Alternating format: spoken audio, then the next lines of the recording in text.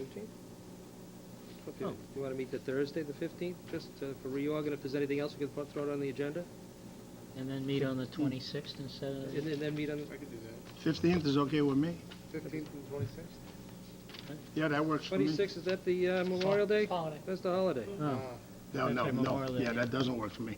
So 15. Why can't we do the 19th? We can. Well, I could try for the 19th. That's your first day working, you mean? Yeah, it's just, I We don't don't know. meet till 7. Yeah. You're not gonna work tonight, are you? Just making sure. He's trying to make a good first impression, you know, first day on the job, work a little overtime. Well, I could do it, I'll probably Why show don't we up. do this? Separate. Why don't we meet on the 19th, and we'll organize, On the 15th. Yeah. so we'll just have a brief meeting on the 15th? Yeah, unless something else comes up. Okay. All right. Where are you going? All right. May- So we're going to meet May 15th, right? Right, for organization purposes yep. only, unless there's some emergency issue. And then we'll meet on the 19th Okay. for a regular meeting, and if we need All right. another meeting, we can decide can- on it yeah. on the 19th. Yeah. Okay? Greg, that fit with, Yeah, we're just trying to write down all So the dates. the 15th and the 19th? yeah, 15th is reorg, it's a Thursday, 7 o'clock, 19th is a regular meeting.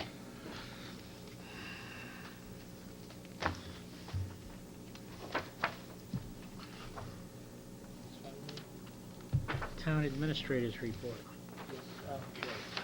Board members, I apologize for the opportunity to put any information in the packet tonight. But I had referred to earlier a license issue coming up involving the cable TV franchise license payment. As you know, the town agreed to as part of the negotiations with Comcast, agreed to a PEG access fee, which the Verizon agreement stated that based on the level playing field language that was included in the license, that they would pay the same access fee as may be agreed to with Comcast. And as a result of the Comcast license being signed, the Board of Selectmen are now obligated to go forward and amend the Verizon cable TV license to establish the same fee amount. So from a timing perspective, we've advertised, you may have seen a copy of the advertisement in the newspaper already, it was in last week. There's now there'll be a 21-day public comment period that then is opened up where people have an opportunity to come in and inspect the public records. Public records are very brief, they're one page, they simply state that the intent is to establish a level playing field between the two cable TV licenses. And that 21-day period, once it expires, the Board of Selectmen will need to convene a public hearing at its first meeting in June to simply vote to establish the new field. So there's no action of the board that's required this evening. Just be aware of the fact that at your first meeting in June, there'll be a brief public hearing for the purposes of considering an amendment to the Verizon license. Anything else? Yes, yes, there was in your packet, purple copy, North Reading Housing Authority with November 11th. The Housing Authority, as you will recall, had previously received a authorization through town meeting to begin the process of applying for a grant for the purpose of constructing senior housing, affordable senior housing, at the property that's located up on Chestnut Street. And as part of that, the Housing Authority is requesting that the Board of Selectmen endorse a letter of support for that purpose. And then secondly, that the board would consider a waiving of any fees that may be associated with that property. You're not endorsing a particular plan this evening. That will be developed as they go forward and complete the grant, and will be presented to the board for its review. Merely endorsing the concept consistent with the town meeting. On the waiving of fees, Yes. these would be, the typical fees for building permits? Building and- permit. What it shows is local support for the project, which they receive ultimately extra points for. Mhm.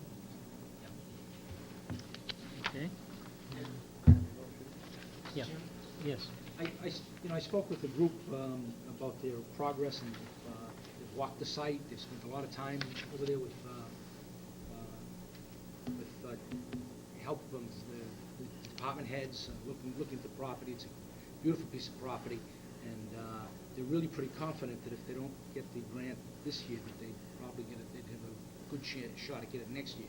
They mentioned that there are a number of things that are in our favor, and a number of things that are not in our favor, but overall, they really, after talking with the grant writers and the people involved, that they've got a good shot at this. So they're very excited about where they are with it, and I certainly think we ought to come out and support them.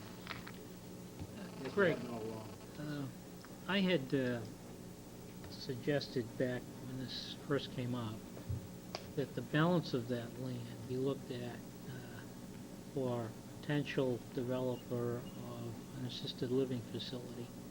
Has anything come out of that at all? No, nothing at this point, no. I've received some comments from people in the area in relation to that proposal, Mhm. not so favorable, but, Well, So- remember, we agreed that we would come out on Chestnut Street. no, so- I understand that. No, and I Okay. explained that to some of the people down in the neighborhood too. Yeah. But, they're just questioning whether or not we meaning the town, should be engaged in trying to promote assisted living facilities where private enterprise can take care of that sort of thing on its own. I also informed them, though, that, it is town-owned land, the board has the option and the authority to sell it off to private developers, and I mean, the way I looked at it, it was we were bringing in a business into town that would provide services for people that potentially lived in town and then may be at a point in their I lives just where... wanted to let you know, I'm not necessarily disagreeing with what your initial proposal was in the concept, but feedback that I've been getting initially from people in the direct area are getting concerned about it. Well, then we So could that, do a better job of... before we move forward on, obviously, there'll have to be more public discussion and public hearing on the matter, and I'm sure there will be. But before we the come to- senior housing is not an issue there? It is, It is. but it's less of an issue, as I pointed out too, we intentionally providing the access off of Chestnut Street rather than off of Parsonage Lane. And it ends up to be a good 10 acres away from the neighborhood. And that, we tried to insulate it from that, but that didn't preclude us from doing something else with the property that directly abuts it.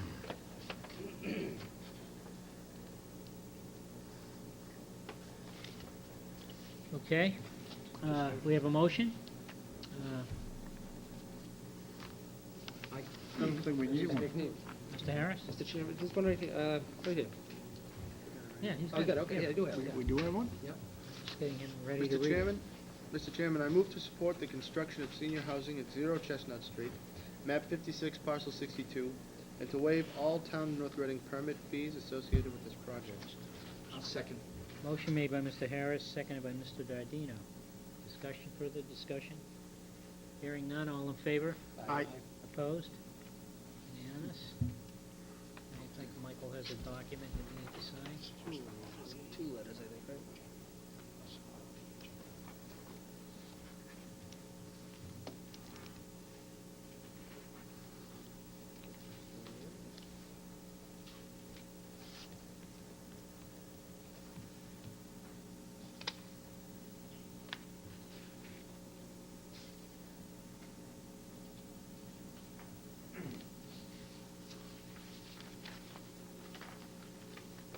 Thank you.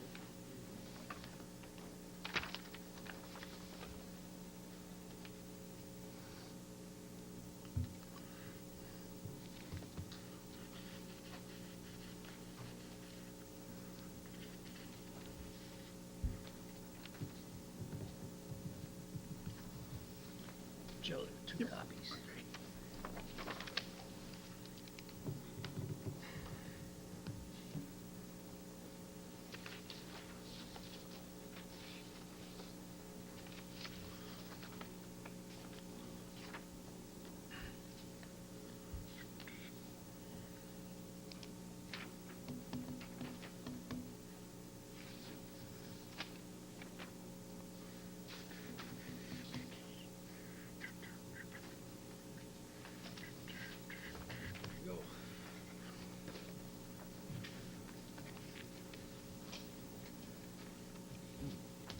Greg, do you have anything else? Just one last thing to report. The town has awarded a contract to Knight, Zag and Anderson Architects. They're located in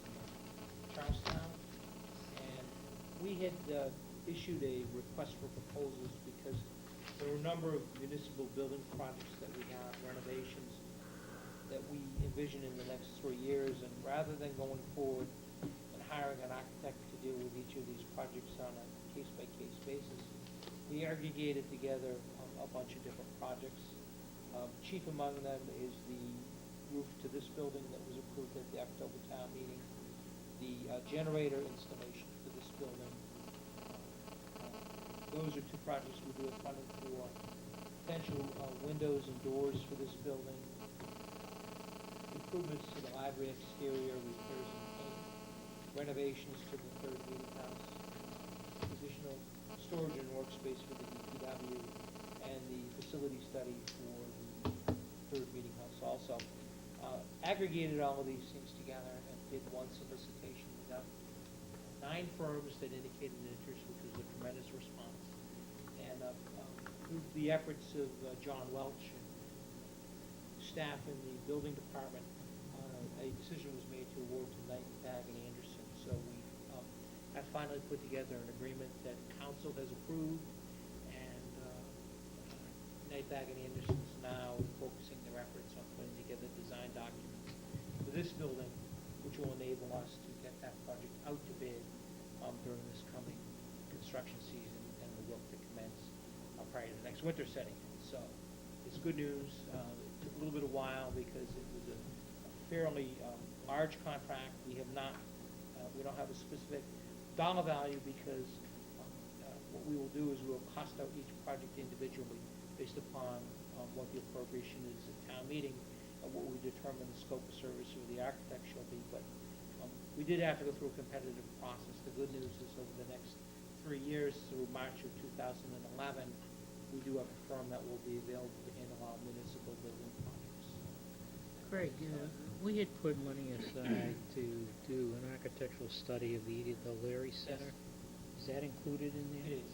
Okay, so that is on, that is funded and will be done? That is funded, and the thing that was holding it up was the fact that we needed to do a procurement process to hire that architect. And that's part of the scope for Knight, Bag, and Anderson.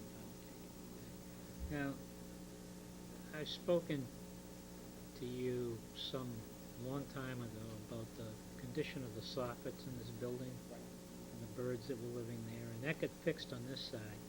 On Saturday, I had the occasion of coming down to look at the yard sale my wife was working in the auditorium. As I walked from the back parking lot to get around the building, I noticed that on the back side of the building, the soffits are in worse shape than they were here, and they have not been repaired. Is that going to be done as part of the roof work? Yes, that is all part of the roof project that we have. As a matter of fact, I know the architect has already been out, I was told last week, taking measurements and field observations. So the work is already beginning, and those soffits will be either repaired or replaced as part of that project. Any other questions? Any other? The only other item that was asked is under number 13, executive session, an opportunity to meet with the board in executive session concerning matters of litigation or collective bargaining strategy. All right. Who wants to start tonight? Bill? Well, tomorrow night is League of Women Voters. Hope everybody will watch. I'm sure it'll be an interesting exchange, and everybody get out to vote next week. Thanks. That it? Joe? That was quick. Yeah, I actually have a few things tonight, Mr. Chair. First of all, I want to remind everyone of the election next week, and I echo Phil's sentiment to come out and vote, and tomorrow night is the League of Women Voters. Something I learned earlier this month at a meeting I went to as our liaison, April is National Volunteer Month, and it's a month for us to say thank you to all our volunteers in town, and I'm sure the board agrees with me on this. I mean, we have hundreds of them, just not the Board of Selectmen, every committee, commission, and this is just a month to say thank you to all of them. And without you folks, the town literally could not run. It's volunteer.